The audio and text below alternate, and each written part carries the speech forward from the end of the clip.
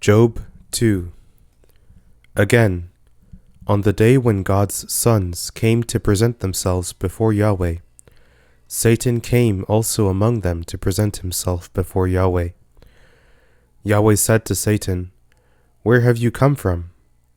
Satan answered Yahweh, and said, "From going back and forth in the earth, and from walking up and down in it."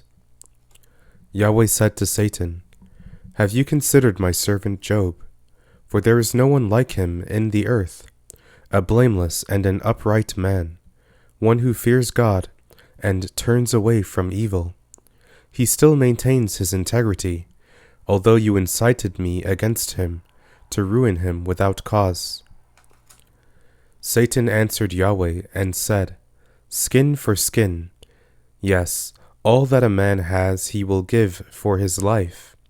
But stretch out your hand now, and touch his bone and his flesh, and he will renounce you to your face." Yahweh said to Satan, "Behold, he is in your hand. Only spare his life." So Satan went out from the presence of Yahweh, and struck Job with painful sores from the sole of his foot to his head. He took for himself a potsherd to scrape himself with, and he sat among the ashes. Then his wife said to him, "Do you still maintain your integrity? Renounce God and die." But he said to her, "You speak as one of the foolish women would speak. What? Shall we receive good at the hand of God, and shall we not receive evil?" In all this Job didn't sin with his lips.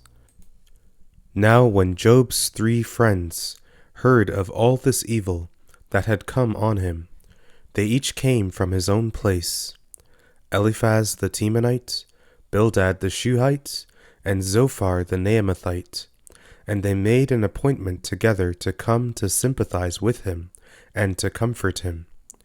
When they lifted up their eyes from a distance and didn't recognize him, they raised their voices and wept, and they each tore his robe and sprinkled dust on their heads toward the sky.